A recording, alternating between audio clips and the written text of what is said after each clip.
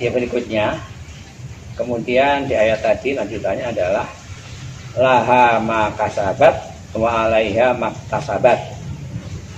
Ia mendapat pahala dari apa yang dia kerjakan dan dia mendapat siksa dari kejahatan yang diperbuatnya.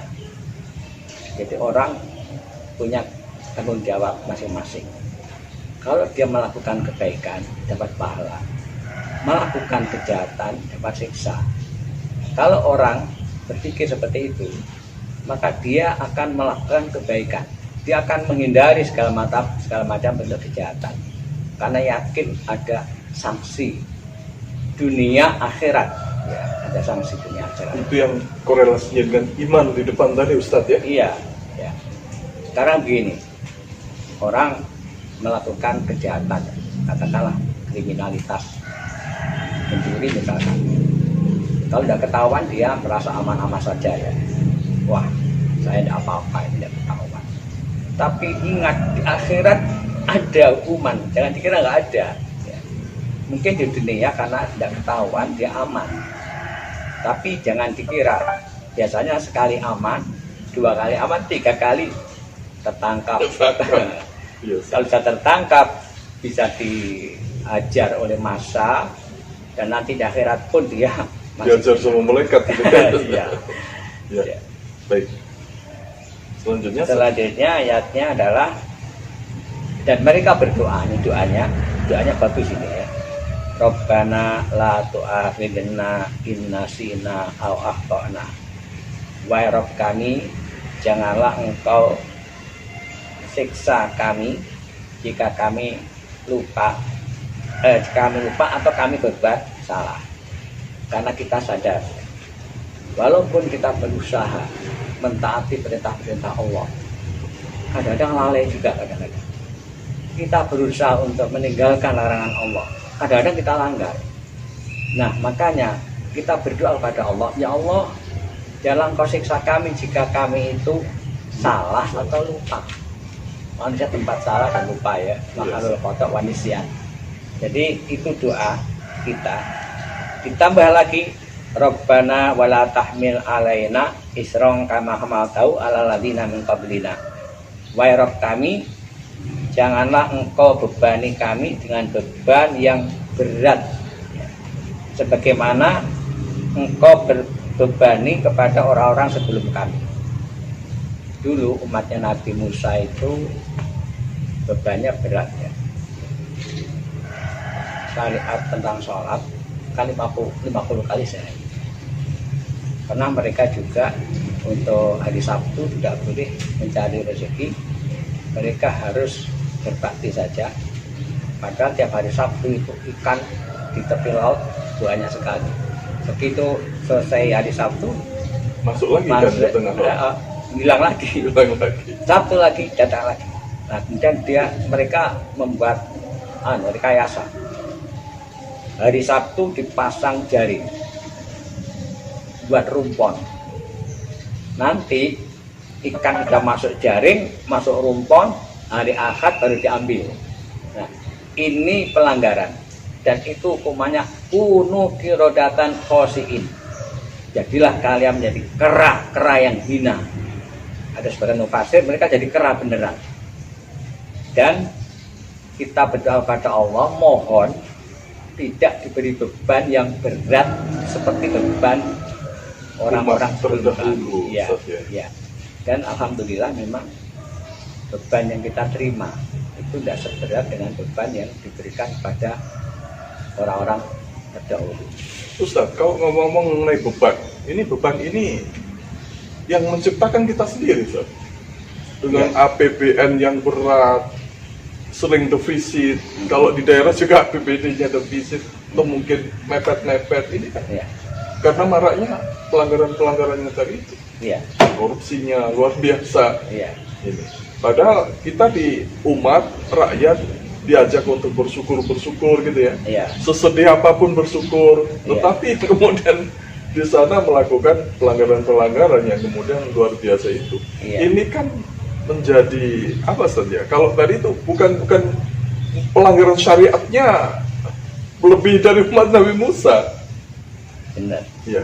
Jadi ya kita tadi kan doa ya, Doa, Ustaz. doa kita mohon akan jadi kehidupan yang benar. Tetapi manusia kan punya yang namanya hawa nafsu, hawa nafsu. Ketika hawa nafsunya sudah mengendalikan akalnya, maka dia sudah lupa kepada Allah dan terus tadi melakukan tindakan-tindakan yang melanggar larangan-larangan Allah, seperti kasus korupsi. Dan di negara kita ini, gara-gara korupsi ini, rakyat miskin tidak berkurang tapi makin banyak. Dan ini beban berat benar ini, beban berat. Sehingga apalagi sekarang ya situasi seperti ini, sudah banyak sekali yang kehilangan pekerjaan. Konon ada dana 405 triliun ya, untuk mengatasi ini Pandemi corona bukan ini, Ustaz. corona. Tapi itu juga dipertanyakan kemana arah dana itu. Tidak terasa, Ustaz, ya. Benar. Tidak terasa. Ada lagi ini dana untuk prakerja ya. Prakerja. Nah, prakerja. Banyak yang kritik sebenarnya itu. Antara lain kritik kan membentuk apa? Suatu lembaga ad hoc gitu untuk menangani masalah dana prakerja. Nah, mereka nggak paham. Yang lebih paham sebenarnya adalah Departemen Tenaga Kerja yang sudah punya pengalaman dalam masalah itu, dan mereka punya data siapa yang nganggur, jumlah pengangguran berapa, pencari kerja berapa, itu mereka punya data. Ini diserahkan kepada lembaga yang bukan lembaga yang formal biasa, tapi tidak dibentuk, dan ini akhirnya banyak yang tidak jelas penggunaannya, seperti untuk pelatihan-pelatihan dengan biaya yang tinggi. Jumhur Hidayat yang ngeritik itu. Oh iya. Pak Jumhur, Jumhur ya. ya, Jumhur Hidayat, karena dia punya pengalaman di bidang itu. Betul. Nah, ini harus segera ditangani oleh pemerintah. Jangan sampai uang sekian banyak ini kemudian digunakan untuk bancaan oleh segelintir orang, sehingga masyarakat tetap dalam keadaan Miskin, ya. menderita. Benar. Ustaz, kalau kita kembali kepada esensi dari doa tadi itu, Ya. bukankah itu sebenarnya doa yang sangat luar biasa sekali untuk kemudian ketika itu dilakukan secara massal, seperti massalnya sholat istisqa atau mungkin sholat-sholat yang lain yang massal. Artinya banyak orang menyerukan untuk melakukan wirid itu. Kemudian pemerintah pun juga mau fair untuk mengakui bahwa ya udahlah, kita kembali kepada yang menciptakan kehidupan ini. Hari ini kita melihat pemerintah itu berapologi untuk kemudian terhindar dari hukum Allah itu. Wah, ini merupakan kemunafikan, itu seperti menghindar-hindar ini. Nah, bagaimana kira-kira Ustaz? Adakah kira-kira memang kita sudah sampai pada tobat nasional atau apa begitu Ustaz dengan doa-doa seperti itu? Tobat nasional itu artinya juga ada komitmen yang diserukan oleh pemerintah untuk melakukan perbaikan-perbaikan, baik melalui doa maupun perbaikan-perbaikan struktural. Bagaimana? Iya, yang kita sayangkan memang tidak menyinggung sama sekali masalah bagaimana cara mengatasi dengan pendekatan diri kepada Allah. Justru yang sering dilakukan itu malah pencegahan. Jangan ke masjid, jangan ke musola, sudah di rumah saja. Ya memang kalau daerah-daerah tertentu itu baik ya, umpamanya daerah merah, Jakarta memang sudah merah Ustaz. ya itu memang bagus. Tapi itu pun himbauan-himbauannya itu hanya sekedar himbauan. Jadi orang keluyuran masih dibiarkan saja.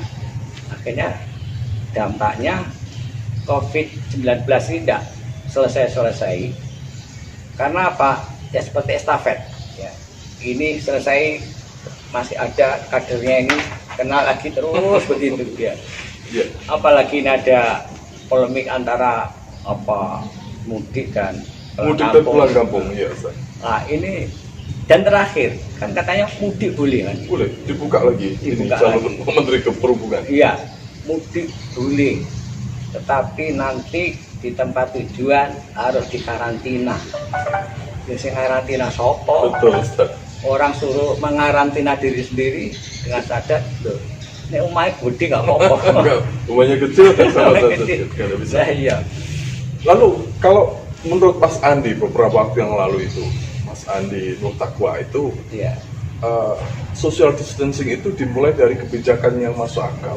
Misalnya kalau kemudian yang membawa virus itu orangnya, Iya. yang tidak boleh masuk mobilnya, Ustaz. Ah, ini ada sesuatu ganjilan. Ini salah satu saja. iya, iya. Artinya ada inkonsistensi, ada ketidaktepatan Iya. dan lain-lain. Iya. Nah, ini memang patut disayangkan ya. Seharusnya ada kebijakan yang sama. Para menteri juga harus sama. Tidak berbeda dengan presiden. Jadi antara kan visinya visi presiden. Visi Ya? presiden. Iya. Lah kok menteri kok punya kebijakan yang berbeda-beda. Ya. Ini membingungkan petugas di lapangan. Sekarang polisi mau melarang bagaimana?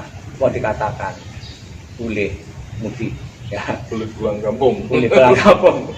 Mau nyegat, paman saya bawa mobil sendiri misalkan, nyegat. Pak, tidak boleh mudik. Saya tidak mudik Pak, pulang kampung. Pulang kampung. Terus Pak periksa dulu. Diperiksa untuk apa? Ya barangkali ada indikasi terkena virus itu, diperiksa. Padahal pemeriksaan yang seperti itu jauh dari akurasi, jauh. Tidak akan akurat itu. Pertama akurasinya Ustaz ya. Iya, iya. Kadang seperti kalau masalah temperatur ya. Orang itu kalau baru keluar dari ruang yang sangat dingin diperiksa ya temperaturnya rendah. Baru dari luar mungkin diperiksa Panas panas. Betul. Dan kasihan juga kalau ada orang yang langsung divonis, wah Anda ini terindikasi kena. Maka Bahkan Anda kabarnya rapid test pun juga tidak menjamin. benar. Ya, Masih ada kemungkinan persoalan lain ya, yang memang harus benar. dikembangkan. Iya, yang dapat dipercaya swab ya. Swab, ya. Itu. Nah makanya harapan kita ada kebijakan yang sama, kalau tegas, tidak boleh mudik, ya tidak boleh sudah. Saya yakin taat kok, masyarakat taat. Hanya saja nanti kalau mereka memang di tempat tinggalnya itu nggak punya harta makanan, ya pemerintah mengalokasikan dana untuk mereka. Saya kira tidak banyak. Dan umat Islam sendiri juga ambil bagian, mereka juga bisa rela membantu. Nah, lalu kalau kita kembalikan dengan tobat nasional tadi Ustaz, memang ini perlu kayaknya menyerukan kepada umat Islam untuk betul-betul memohon ampunan kepada Allah, apa tadi yang disebutkan di dalam doa itu. Benar. Sehingga di bulan suci Ramadan ini yang pintu-pintu langit dibuka ini, nah ini mestinya kita gunakan sungguh-sungguh untuk Peluang. melakukan itu tadi. Peluang, betul, peluang. Jadi ini kan sudah lewat pertengahan Pertengahan, ya. mendekati 10 hari terakhir. 10 hari terakhir kita oleh Rasulullah SAW diajari doa antara lain Allahumma innaka afuwun tuhibbul afwa fa'fu anni. Ya Allah, sungguh Engkau Maha Pemaaf, Engkau menyukai maaf, maka maafkanlah aku. Semua supaya membaca doa itu, insya Allah dosa-dosa dihapus oleh Allah. Ada bedanya doa mohon maaf dan mohon ampun. Karena saya sampaikan di pengajian, kalau maaf itu dosa dihapus sudah. Ini ampunan, diampuni tapi masih dalam catatan ada. Kita dua-duanya kita baca. Mohon maaf kita baca, mohon ampun juga kita baca. Dan kalau ini secara massal semua kaum muslimin terutama mereka mohon ampun pada Allah, akan diterima oleh Allah, dosa-dosanya diampuni, maka segala permohonannya akan dikabulkan oleh Allah. Insya Allah begitu. Harapan kita nanti Idul Fitri sudah normal, Baik. sehingga kita juga bisa melaksanakan sholat Sebab Id di lapangan di saja. lapangan, ya tidak di dalam masjid, di lapangan. Dan mungkin juga saudara-saudara kita yang lain yang asalnya memutuskan sholat di rumah bisa berubah kembali ke lapangan masjid. atau masjid. Baik. Mungkin terakhir Ustaz, lalu kira-kira siapa yang harus menginisiasi Tobat Nasional ini Ustaz? Ya, MUI kah, pemerintah kah, atau ya Ya. lembaga-lembaga Islam saling menyerukan itu? ya semuanya, pemerintah ya, Majelis Ulama Indonesia ya, organisasi massa seperti Muhammadiyah, Nahdlatul Ulama, Persis, termasuk Dewan Dakwah, semuanya serentak menganjurkan taubat nasional, banyak istighfar, banyak mohon ampun pada Allah. Itu bukan untuk konsumsi politik, tidak, semata-mata ikhlas karena Allah. Kalau nanti untuk konsumsi politik, untuk macam-macam motif-motif yang lain, nanti malah jadi bencana Jadi lagi. bencana lagi Ustaz ya? Iya. Seperti beberapa waktu yang lalu, semua dikerahkan untuk politik, Iya. ujung-ujungnya kita menjadi tukang dorong saja Ustaz ya? Benar. Ya. Baik, pemirsa, itulah tadi perbincangan kami bersama Ustaz Nur Hasan Yazid. Kita mencoba mengulas 2 ayat terakhir di surat Al-Baqarah yang merupakan satu doa yang langsung diajarkan oleh Allah SWT. Dengan doa itu, mari kita jadikan doa itu bagian menjadi wirid kita setiap saat, bisa di dalam sholat kita, di dalam wirid baca sholat kita, dimanapun kita berada. Semoga semua yang kita permohonkan kepada Allah akan dikabulkan, dan salah satunya adalah kita memohon untuk diangkatnya wabah COVID-19 atau coronavirus ini. Demikian dari saya, kita tutup dengan membaca doa kafaratul majelis. Subhanakallahumma wa bihamdika asyhadu an la ilaha illa anta wa astaghfiruka wa atubu ilaik. Saya Hasim Tasmodinoto pamit undur diri, sampai ketemu pada video saya yang lainnya. Assalamualaikum warahmatullahi wabarakatuh. Waalaikumsalam.